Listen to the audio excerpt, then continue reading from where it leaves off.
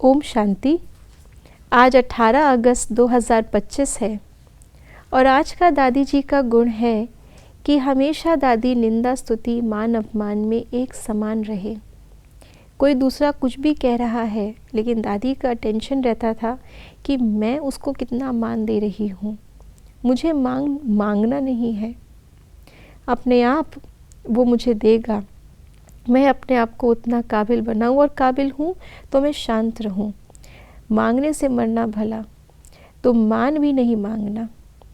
तो इतना स्वमान में रहने के लिए, अपने स्वमान को जागृत करने के लिए, अगर परमात्मा से हमें जो मिल रहा है उस मान को देखें तो दुनिया का मान नहीं चाहिए।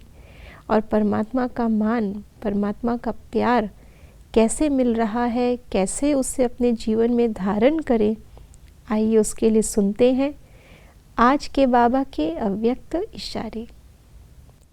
जो सदा बाप की याद में लवलीन रहे, मैं पन की त्याग वृत्ति में रहते हैं, उन्हों से ही बाप दिखाई देता है। आप बच्चे नॉलेज के आधार से बाप की याद में समा जाते हो तो ये समाना ही लवलीन स्थिति है। जब लव में लीन हो जाते हो अर्थात लगन में मगन हो जाते हो, तब बाप के समान बन जाते हो। प्रेम तो ईश्वर से भक्ति में भी बहुत था। उस समय पर जो बाबा कहते हैं भक्तमाला के अंदर भी बहुत शुद्ध आत्माएं, शिरोमणि आत्माएं थीं।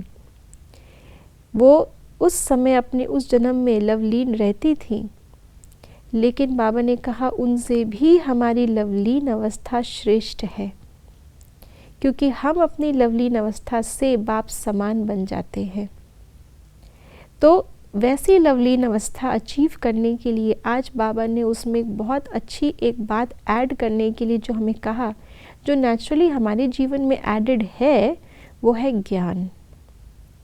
जब तक ये ज्ञान मुझे नहीं मिलता कि मैं कौन हूँ, मैं किसकी हूँ और मेरा ओरिजिनल स्वरूप क्या है, मैं अपने वर्तमान को छोड़ नहीं सकती।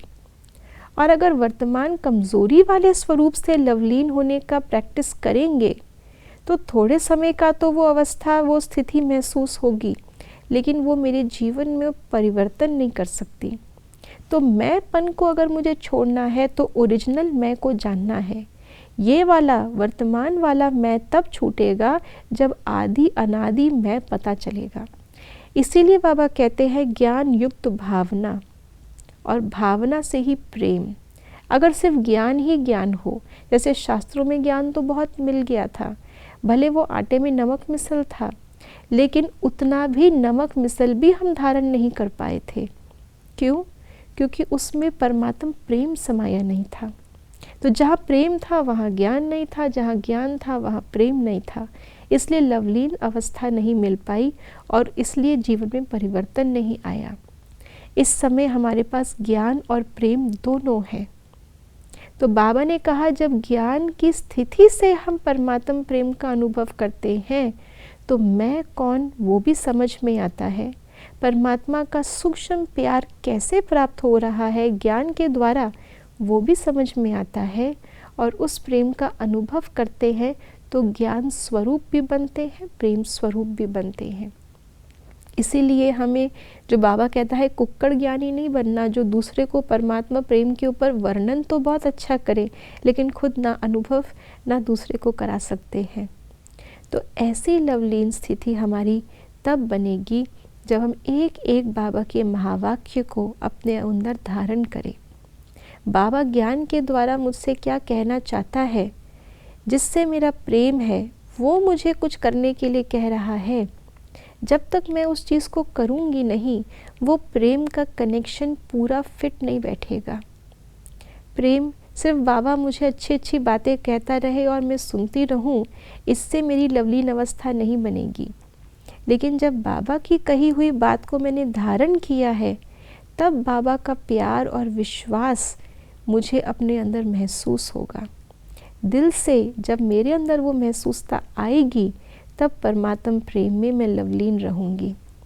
क्योंकि बाबा का प्यार तो सब बच्चों को मिल रहा है, लेकिन लवलीन हम नंबरवार बनते हैं क्योंकि उस ज्ञान को धारण करने में हम नंबरवार होते हैं।